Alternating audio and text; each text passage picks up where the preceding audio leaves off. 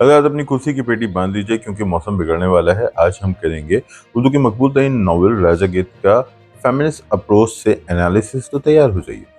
हज़रत राजा गीत का शुमार उर्दू के मकबूल तरीन नॉवेल्स में होता है। अगर हम आज़ाद शुमार देखें तो शायद ये आग का दरिया और शाहबनामा से ज़्यादा फ़रोख्त होने वाली किताब है, उनसे ज़्यादा मकबूल किताब है।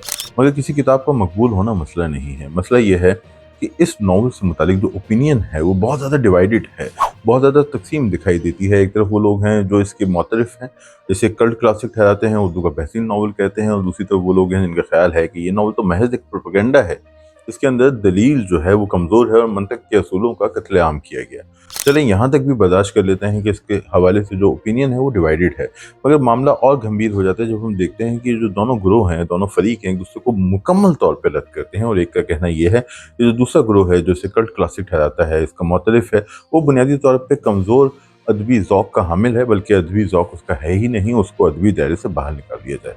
और जो पहला फरीक है जो इसका मानने वाला है, इसका मुतरिफ है, उसका कहना यह है कि जो दूसरा ग्रोह है इसको समाजी, इखलाकी, सियासी और मजहबी ढांचे से बाहर कर दो। तो आप देखते हैं कि एक तरफ जबर है और एक तरफ शदीद तरीन जबर है। तो इसके इस बुनियाद पर हम कह सकते हैं कि बहुत ज़्यादा गहराई से इसका तज़किया नहीं किया गया, और जो भी तज़किया किया गया उसमें इंटेलेक्चुअल बाइस जो थी वो बहुत वाज़ेह थी, यानी जो दानिशवराना तासुब था वो नुमाया था। अब अगर फेमिनिस्ट अप्रोच से इस नॉवल का तज़किया करें तो कुछ मसाइल तो जन्म लेते हैं, कुछ सवालात उठते हैं जिस पे बात करना ज़रूरी है, और आज हम यही कोशिश करेंगे। कोई भी नक्काश जब किसी पीस ऑफ आर्ट का जायज़ा लेता है तो डेफिनेटली वो ये देखता है कि इसके अंदर जो अदबी टूल्स हैं, अगर हम नॉवल की बात करें, जो अदबी टूल्स हैं वो किस तरह इस्तेमाल किए गए। यहाँ टूल्स से मुराद ये है कि किरदार निगारी किस तरह की है, प्लॉट कैसा था, तकनीक क्या है, स्टाइल या उसलूब कैसा है, टोन क्या रखी गई है, और साथ ही जो सेटिंग है उसे किस तरह बरता गया है। तो एक नक्काश इन चीज़ों को देखता है, परखता है और इन पे अपनी राय देता है, मगर उसका काम महज इन चीज़ों की निशानदेही करना नहीं है, बल्कि ये देखना है कि इन चीज़ों की मदद से कैसे माने पैदा किए गए, और मानों को तश्कील देने के लिए जो किरदार हैं और जो वाक़यात हैं उन्हें किस तरह प्लेस किया गया लिटरेचर के अंदर। और अगर इस पॉइंट ऑफ व्यू से हम राजा गीत को देखें तो डेफिनेटली कुछ मसाइल पैदा होते हैं। आगे बढ़ने से पहले ज़रूरी है कि हम ये जांच लें कि फेमिनिज्म क्या है। बुनियादी तौर पे फेमिनिज्म एक तहरीक है, एक सियासी, अदबी, समाजी और सकाफती तहरीक है जिसके पीछे एक नज़रिया है, जिसकी मदद से हमें एक फेमिनिस्ट लेंस या फेमिनिस्ट अप्रोच मिलती है, और हम समाज, सियासत, सकाफत और अदब के मैदानों में सामने आने वाले नज़रियात, मज़ाहिर और चीज़ों को परख सकते हैं। इस मूवमेंट का आगाज़ यूरोप से होता है, 19वीं सदी के आखिर में होता है। वैसे तो अगर हम तारीख में पीछे जाएं तो हमें ऐसे मर्द और औरतें दोनों मिलती हैं जिन्होंने इस तरह के नज़रियात की तरवीज करने की इनफरादी सतह पर कोशिश की, मगर बाकायदा ये एक तहरीक बनी 19वीं सदी के आखिर में। वहीं इसे औज मिला। ये यूरोप से शुरू हुई, बिलखुसूस बरतानिया से शुरू हुई, और बाद में यूरोप में फैली और अमेरिका में ये अपने उरूज पे पहुंची। इसका जो पहला फेज़ था, इसके अंदर मुख्तलिफ मराहिल आए, फेज़ आए। तो इस फेज़ को हम वेव्स कहते हैं। तो मुख्तसरन बात करेंगे, पहली जो वेव थी उसमें शहरी हुकूक की बात की गई कि भाई शहरी सतह पे जो हुकूक इंसानों को हासिल है, यानी उस वक्त इंसान से मुराद मर्द है, मर्दों को जो हुकूक हासिल है वो हुकूक अब खवातीन को भी दें, उन्हें वोट का हक दें। वोट कितनी बड़ी चीज़ है, आज हमें लगता है कि ये एक बहुत ही कॉमन सी चीज़ है, मगर उस ज़माने में खवातीन को वोट का हक नहीं था।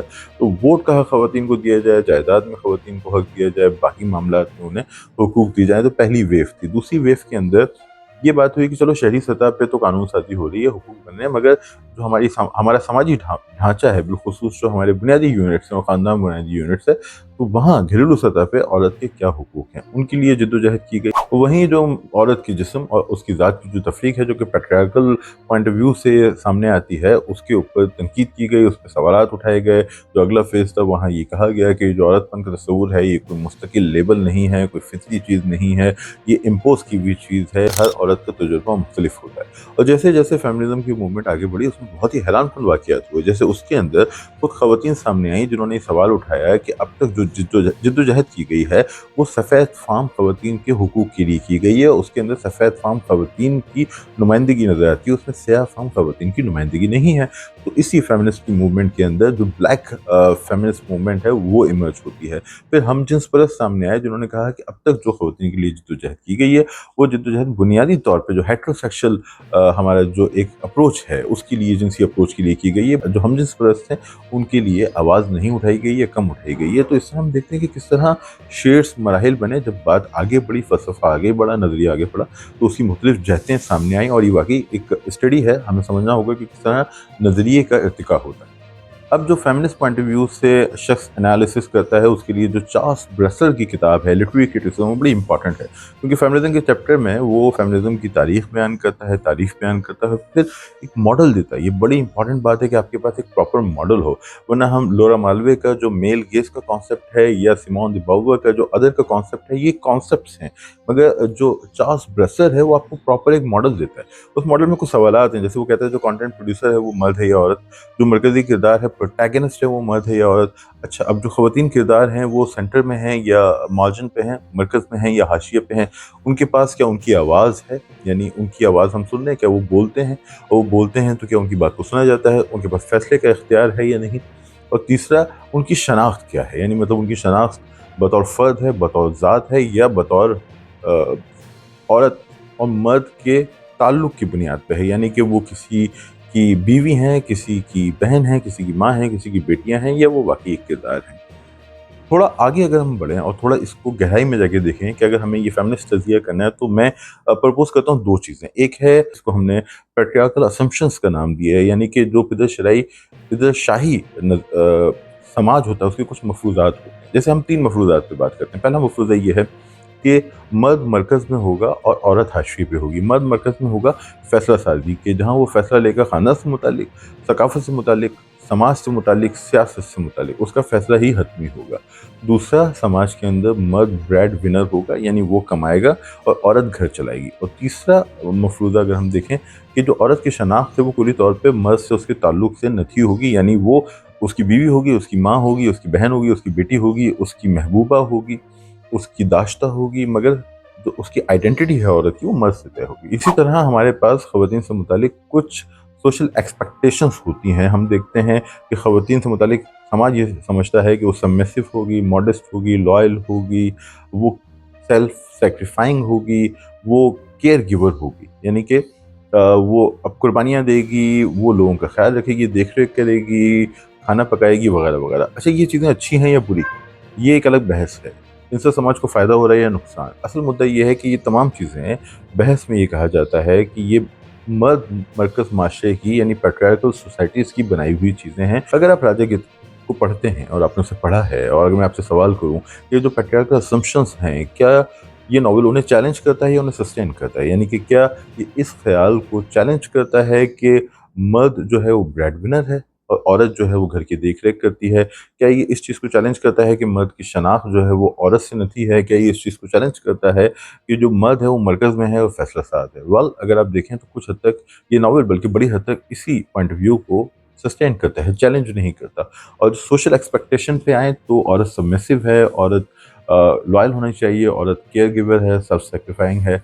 इन चीज़ों को भी ये नॉवल सस्टेन करता है, इन नॉर्म्स को नॉर्मलाइज़ करता है, बजाय इनके कि इन पे सवाल उठाए।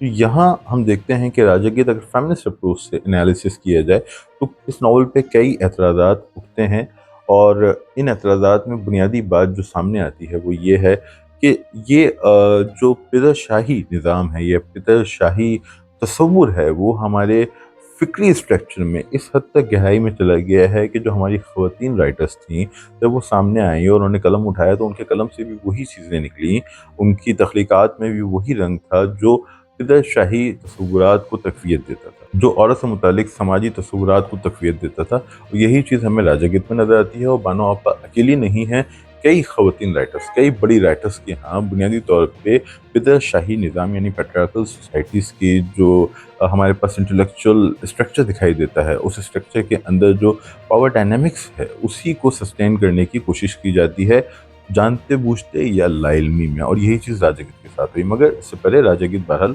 उर्दू अदब के अंदर, उर्दू अदब के इर्तिका में एक अहम पड़ाव है, एक संग मील है, उसको समझना ज़रूरी है, उस पर गुफ्तगू करना ज़रूरी है। और जैसे जैसे अप्रोच हम नई से नई अप्रोच लगाएंगे, हमारे पास नया पॉइंट ऑफ व्यू आएगा।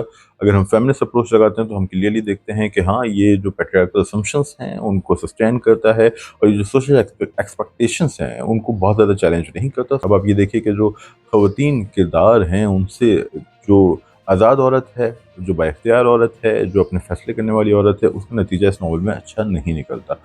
मर्दों से मुतालिक भी ये पॉइंट ऑफ व्यू बानो आपा ने पेश किया है, मगर वो फिर भी जिंदा रहते हैं और औरतें मारी जाती हैं। ये मेरा एक तज़िया है और मैंने कहा तालिब इल्मों के लिए है। इस लेंस को आप बाकी जगह भी अप्लाई करें। इस लेंस पे हम मुस्तक़बिल में मज़ीद बात करेंगे, क्योंकि जैसे जैसे बात होती है चीज़ और खुलती जाती है। अपना point of view comment section में बताएं। अपना ख्याल रखें। जल्द मिलेंगे।